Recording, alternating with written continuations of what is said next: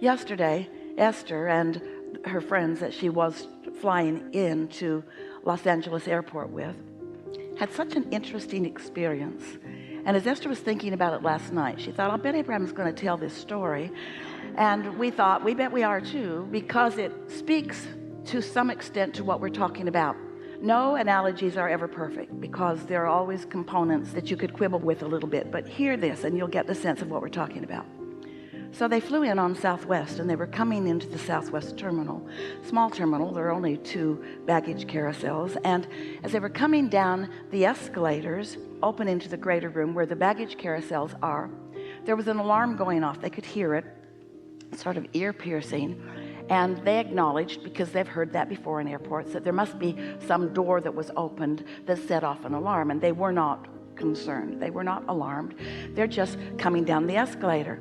Now, it's not just their bodies that are on the escalator. They've got their carry-on bags coming down, along with several other people. And just as Esther and Mark came to the doorway to enter out, the people on the other side of that doorway closed those doors and said, stay right there, we've got to reset the alarm. And they said, all right. So they stood right there, just like they were instructed to do.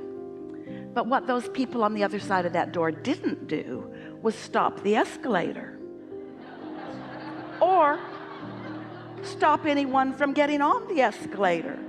So Mark and Esther stood there happily until they realized that there was a crush of people coming down the escalator with no place to go. And so Esther thought, well, let's see how this works out here. So now Esther and Mark are standing right in front of the door, and they knew the door was operational. There were just people on the other side of the door, policemen with guns and airport employees, who were making this decision, and apparently were not knowledgeable about how to turn the alarm off. So a lot of people were coming down the escalator, and Esther turned around and acknowledged how many more were coming, and also acknowledged that there was not going to be enough room for them, and the crowd was starting to panic. Have you ever been coming off of an escalator and someone has decided to stop and hug someone right where you need to get off?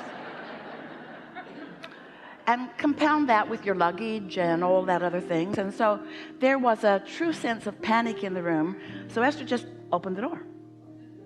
And they said, no, no, no, no, no. And Esther said, yes, yes, yes, yes, yes. You guys need to think this through. And the crowd is going, yay!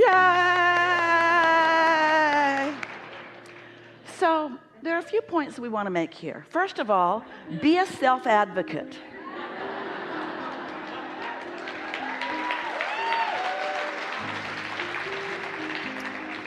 And next of all, don't set a desire in motion that's calling everything forward and then close the door on yourself. Don't hold beliefs that block you from your own desire. It will squish you into a tiny little thing. You do that to yourselves on pretty regular basis. You ask and the whole universe calls, and all forces, the energy that creates worlds, set things in motion, and then you stand stubbornly with some bogus, flawed premise belief while the whole world tramples you in your unwillingness to move in the direction of your own desire.